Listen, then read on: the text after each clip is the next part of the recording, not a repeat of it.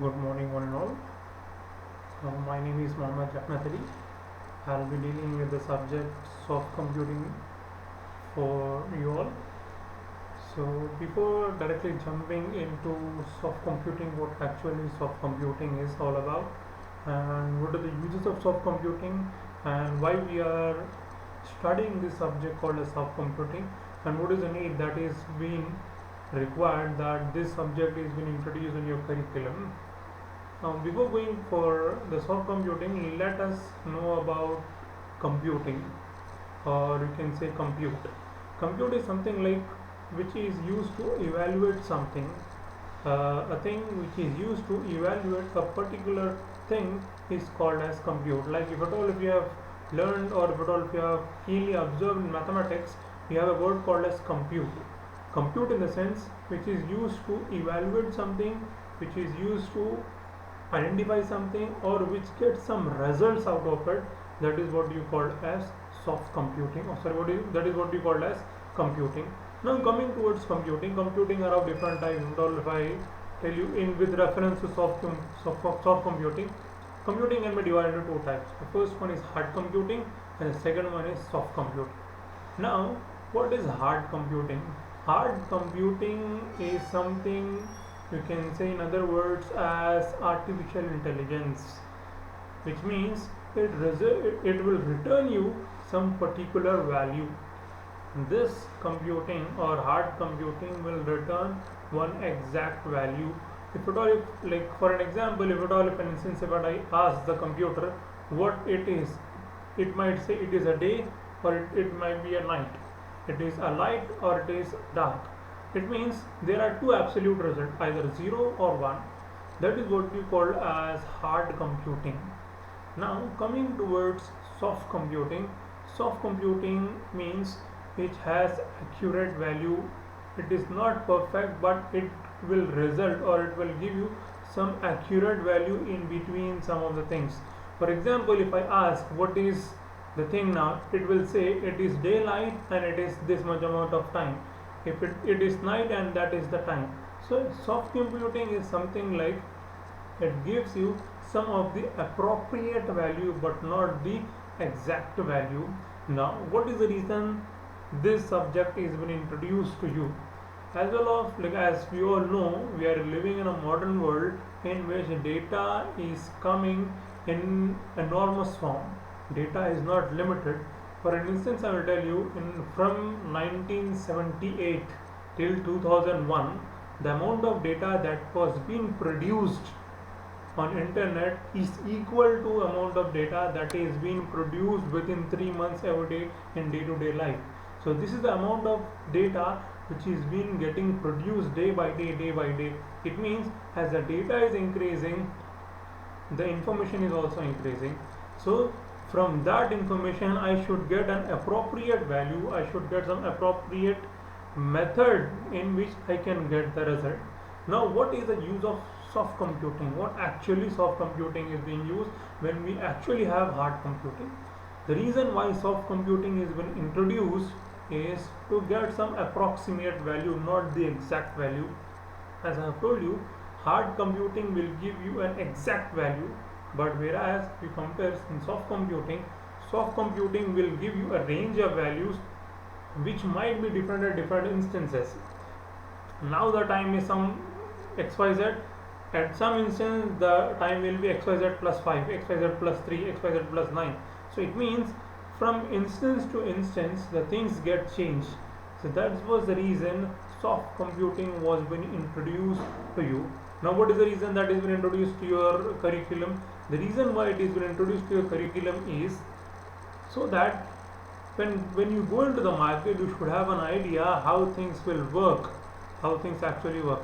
In the sense, like you already know artificial intelligence, a new technology for your curriculum, but to that advancement you have soft computing, or you can say moving from hard computing we all are shifting towards soft computing. Now what actually soft computing will have? Soft computing has three major parts. So in this topic, like I'll let you know all of the things in the coming session, like in later on things. Now in this today's session what we are going to learn We are going to learn only about the course overview that we are going to learn throughout this academics. The second one is what is the objective of this course, and the third one is what is the course outcome, in the sense what, like if at all if you study this subject, what is the outcome that you will be getting, or what is the beneficiary things that you will be getting from this. Now, what is the course overview? Soft computing is the use of approximate calculation to provide imprecise but usable solution to complex computational problems. Now, soft computing, as I have told you, is used to get some approximate values of result, not the exact values. There is a difference between getting approximate values and exact value. For an example, if I say what is the marks that you have got, you might say like you might have got 78.9, but what you will say? You will say 80%. That is the exact value. What is the approximate value? 79.4. This is the approximate value and this is the exact value. This is the major difference between approximate and exact value. So that the soft computing uses approximate calculation but not the exact calculation. Soft computing is used to get the predictive type of results. It is used to get some of the predictive type of result in which you can guess what can be the outcome, which will be approximate but not exact. Now, coming towards the next point, soft computing is something referred to a computational intelligence, or soft computing provides an approach to problem solving using means other than computers. Computer here computer here means a physical computer. We are talking about the intelligent computer. Like there is one thing called as computer, there is something other called as intelligent computer. Now what do you mean by computer and intelligent computer? Computer is a thing in which you give an input, that computer processes that input and give you a result. For an example, I'll tell you, if I give a computer as an input as 2 plus 4, it gives a value as 6. If I give the computer as 3 plus 3, it gives an output as 6. If I say 5 plus 1, it gives a value of 6. 1 plus 5, it gives a value of 6. It means a normal computer will take an input and process it and will give an output. But whereas an intelligent computer, when it's processing the input, it will get, that information is being taken as a knowledge for further process. If I say what is 5 plus 1, it is always 6. What is 3 plus 3, it is 6. It means for all of the value that I am giving, the answer is 6. So it will see the patterns in which the input is coming for the same output. So that is the difference between intelligent computer and computer. So here it means a computer, not an intelligent computing. So this is a major overview of what actually is intelligent computing, or what you call as hard computing and soft computing. Now coming towards the objective of this course. Now what is the objective of this course? The objective of this course is to classify the various soft computing frameworks. So what are the different frameworks in which I can use soft computing, or what are the different means in which I can use the soft computing as a major part. Now second thing is be familiar with the designs of neural networks, fuzzy logic and fuzzy system. Now what actually these words are? These words might be somewhat difficult to understand, but it is very, very simple. The thing is, what do you mean by neural network? Neural network in the sense a chain of networks which passes information from one to another, but the condition is, as it is passing the information, it will take that information as knowledge. Now there is a difference between information and knowledge. Information is something like I have information that I got the result. What is the knowledge? What you have got the result is the knowledge. This is the major difference between information and knowledge. Information is I got the result. What is the knowledge? What is the percentage of marks that I have got is the knowledge. Now neural networks means as the information is in process from one network to another network, or one intelligent system to another intelligent system, it processes that information as knowledge and it will keep that knowledge into the library, so that if at all at any instance that information is been required or that knowledge is been required for another operation, it will use that knowledge for other purpose. So this is what you call as a neural network. If at all, if I say in simple words, you have brain, on brain you have neural networks. The same thing is the neural networks over here. You have nervous system, no? With that nervous system you can understand this is neural network. The second one is the fuzzy logic. Fuzzy logic in the sense, this is something like not the exact but the accurate value of things. But the accurate value of the things. For instance, if I tell you what is 5 plus 5 divided by x, I cannot get the exact value unless and until I have the x value. So it means, though I have a result in normal computing, but in fuzzy logic the value depends on that x. That is what we call as fuzzy logic. Fuzzy logic, if I say in small terms and in simple terms, it can be said as information or a logic in which you will not get the exact value but related or comparative values with the previous informations,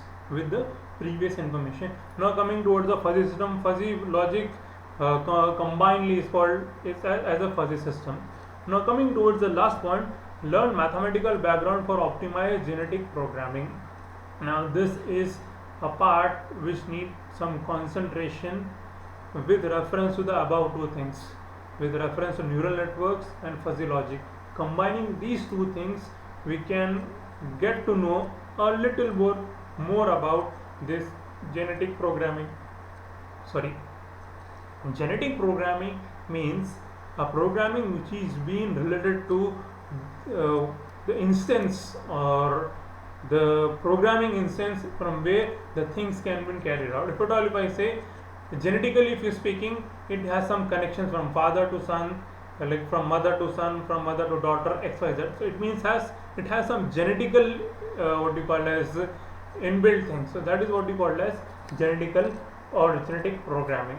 So as this is an overview of things, so I am going with an overview reference so that we can get an idea what we are actually going to learn in this particular subject. Now coming towards the next, like what is the outcome of this subject, like after you study this subject for whole of your semester, after spending a lot of time and after spending your energy on this, what is the outcome that you will be getting from this subject? The first thing is learn about soft computing techniques and its application. Application means where it can be used. It can be a real-time application, it can be a realistic application. So it depends how you are going to implement it.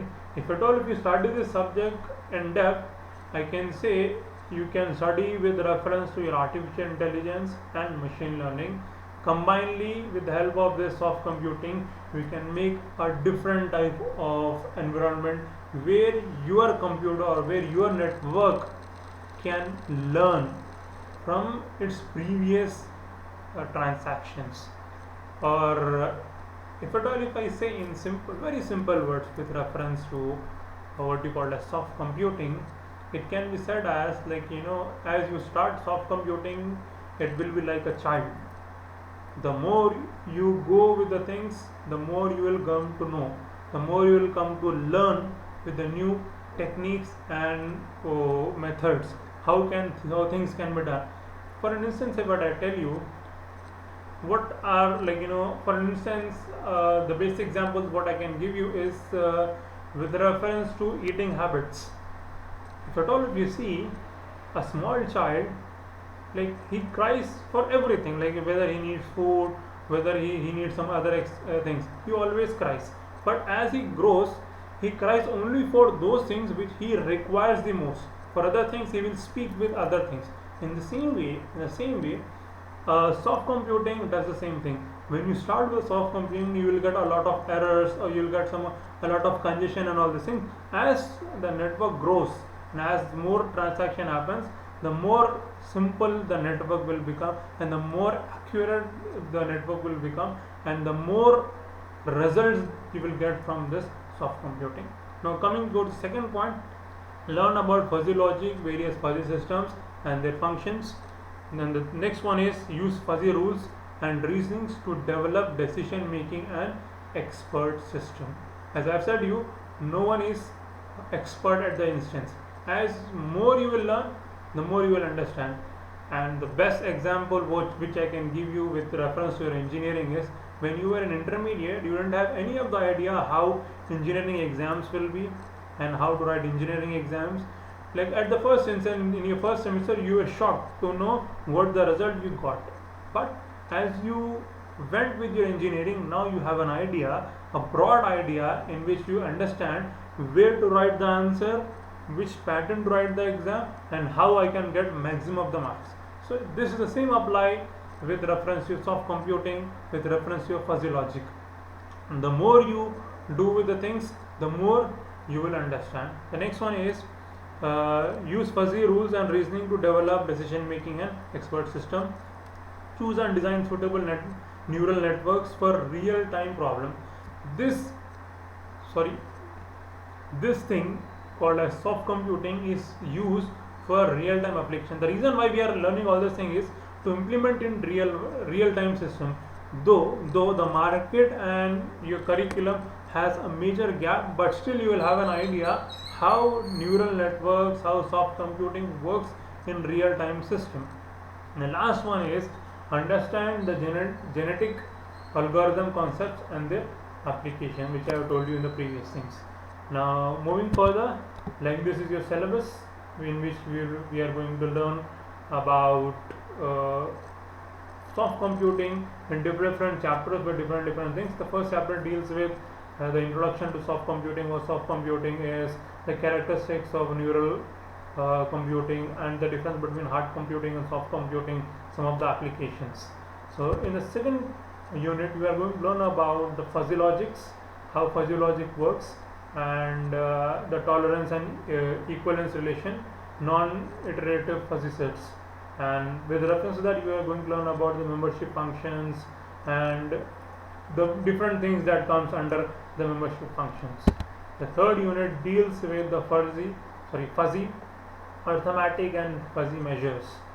So this deals with all of your reasonings, truth value, truth tables, and interference, and what we call as the expert, like how can we make an expert system, but not the exact system, but some related to expert system. I might be doing something which I might be an expert, you might be doing something which you might be an expert, but you are not the complete expert. You have the knowledge of getting expert near to expert. Okay, this is what the thing that we are going to learn in third unit. The fourth unit deals with all of the neural networks. What neural networks is, and what we call as technologies related to neural networks and all these things. Next is like supervised learning networks. In that you have linear neurons, function networks, background propagation networks, etc. of things. So this is all about the fourth unit. It means this all fourth unit will deal about the neural networks and on how to make a neural network. The last one is with reference to the genetic algorithm. This part needs some special concentration. Why? Because this has a major part. If you combine above two things, this will come into picture. So don't miss any of the topics in between. Why? Because if you are missing the last class, then the next class will be a bit difficult for you. I hope things will be very much easier for us, and we all will work together for a better understanding of the subject. Now this is the suggested books that are being suggested by the university. These are the books. You can get the books online, as well as I hope the books are available in the library, or else there are a lot of online notes that is been available on internet and on different forums and on different pages. You can go through with that for a deep insight for this subject. Now where you can, this is a general things about me, so where you can get in touch with me. So that's all for my side. From the last thing that I want to tell you is, this subject is very much new. you might be feeling a bit difficult in understanding things, but things will be very much easier if I hope so, and I'll try my best to give you the best of the things to make you understand in a better way. So that's all from my side today. Thank you for joining the session, and thank you for listening patiently. See you all in the next session. Assalamu alaikum.